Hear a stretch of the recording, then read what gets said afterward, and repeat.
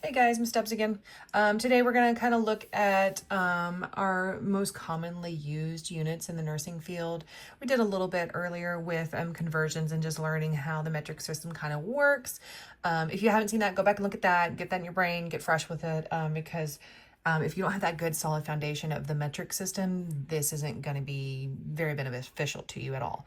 So go back, take a look at that one, and then come back here and take a look and see what you think of this little conversion video.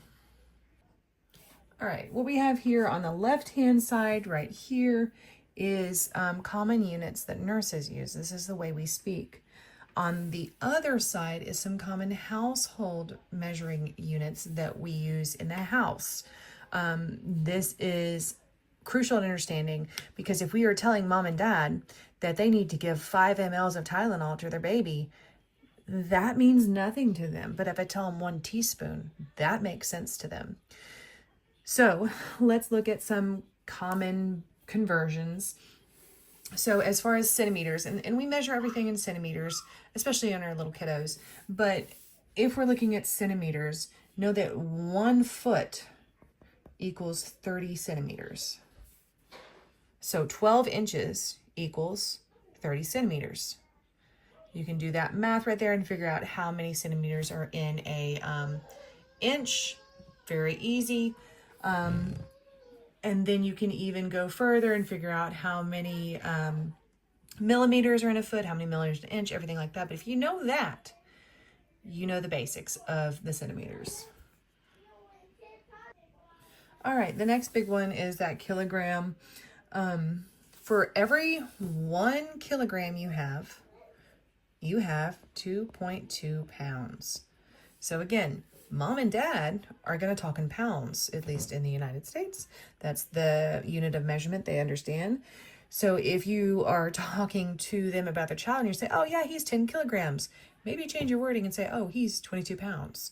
So for every 1 kilogram you have, multiply it by 2.2 and you will get the correct weight in pounds. Now, if you're going backwards from that, it's a little bit more convoluted. I believe I have a video on that. If not, I can make one.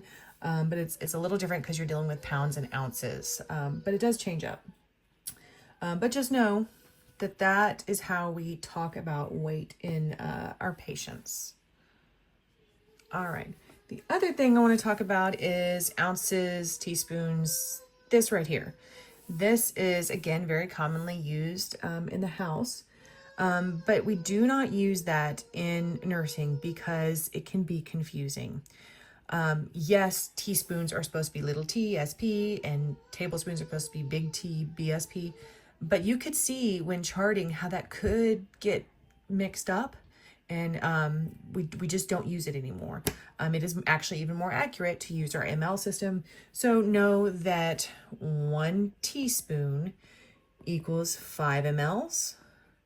And 1 tablespoon equals 15 mLs.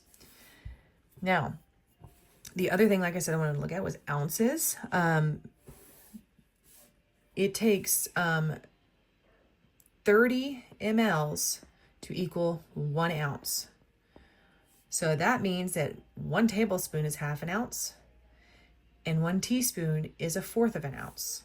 So you can go back and forth there. But this is, again, this is how we're going to explain things to our patients, to parents, everything. This is how they measure. So if it is 5 milliliters of Motrin, ibuprofen, acetaminophen, whatever it may be, we're going to say a teaspoon. That's what they can understand. As far as everything else, like I said, I showed you the conversions of how to go back and forth on the metric system. Make sure you know how to do that. And I gotta go because my baby is hollering for a bottle.